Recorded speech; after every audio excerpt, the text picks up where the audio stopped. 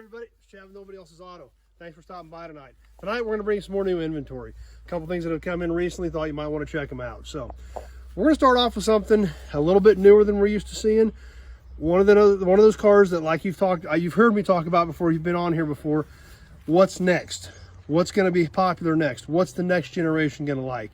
Things like that. So I'm always trying to be aware of what was cool in the 80s, 90s, even up into the early 2000s. Because as crazy as it is to think, a car made in 1990 is 30 years old. In Kansas, 35 years old is an antique. So in 1985, today is an antique in Kansas. Crazy to think about, but it's reality. So I'm always trying to be aware of what was different, what was cool back in the day, what did people like, what might spark a memory, things like that. So the first car we're going to talk about tonight is going to fall into that category. We've got a little Ford Probe here. This is a 1990. Once again, one of those cars that a lot of people would look at today and say, why is that there? Crush it, throw it away, it's disposable. Well, when's the last time you saw one of these early Ford Probes?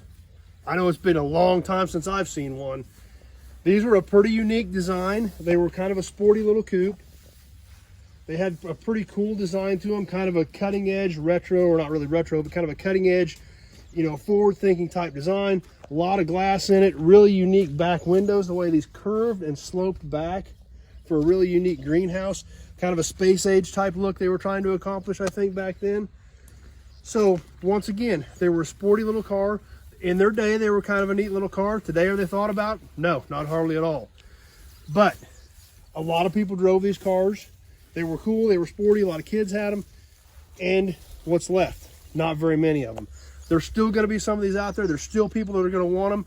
Where are you going to find parts? You got to be thinking about that, or at least that's what I try to do in my business. So a lot of you guys are going to look at this car and say, why would you have that there? It's junk, it's going to waste space. I don't think it is, because at some point, these cars are going to start coming back. Are they going to be the next Hemi Cuda? No. But are there going to be people that these cars are going to evoke memories for? Had one, their friends had one, things like that? Absolutely. If they're all crushed and thrown away, never going to be anything left. Because once they're flat, they're not good for much of anything. This little car is pretty much intact. It's rough. It's been sitting a long time. But the interior's there. It's not smashed or crashed. And it's still got a lot of pieces on it. And that's the thing. These cars have all been thrown away.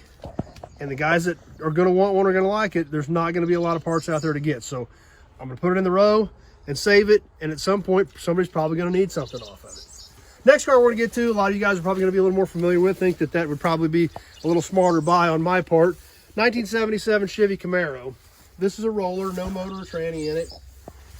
Obviously somebody had made a race car out of this at some point in time. They cut a hole in the hood, but it's just a roller. The body's all pretty much there. The seats are out of it. The dash is still in it. Floors are pretty good in it. It's got a little rust in the quarters and things like that. But once again, these old second gen cars are getting tough to find. So this definitely isn't the best one. It's not a cherry car, but it is an intact roller that somebody could do something with, or a lot of parts there.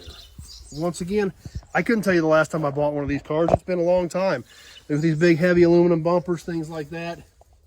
Not a lot of these cars left out there. So I went ahead and snagged this one too and brought it in. We'll put it over in the row. I've got a lot of F-body stuff. No first gens, but second, third, and fourth gen. I've got a lot of Firebirds and Camaros. So always excited to bring another one of those in.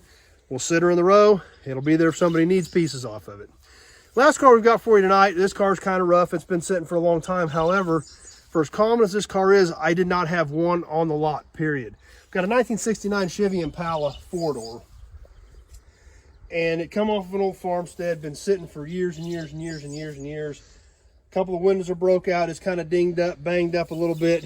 But like I said, I didn't have one 69 Chevy full size here. So I went ahead and bought it and brought it in because I get a lot of calls for these pieces and I had nothing. So car is pretty much intact.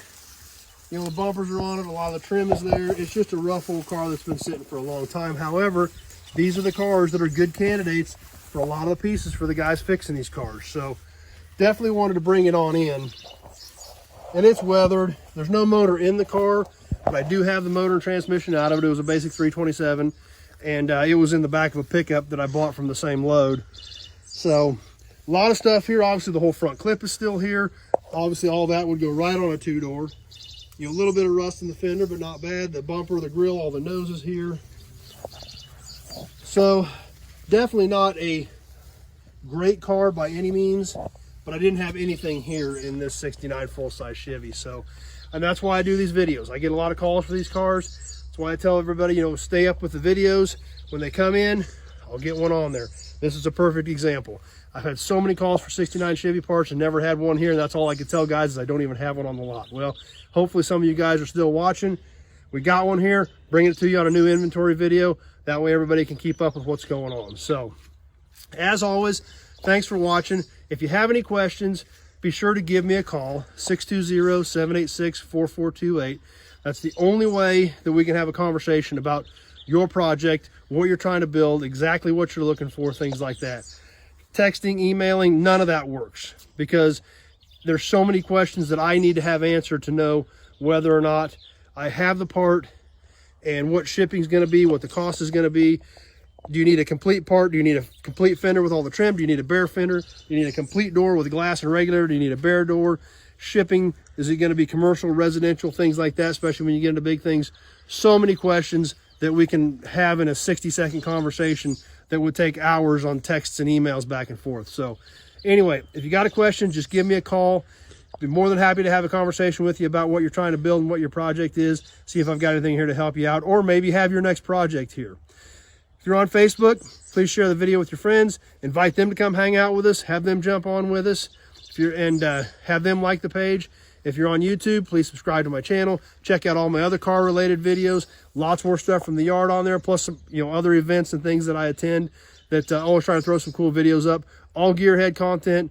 That's all I know, so there really isn't anything else I could talk about. So that's about most of what's going to pop up on there. So as always, thanks for watching. I super appreciate you guys taking a few minutes out of your evening to stop, hang out with me, check out what's going on. And as always, got any questions, just give me a call. Thanks for watching. Appreciate you being here. We'll see you on the next video.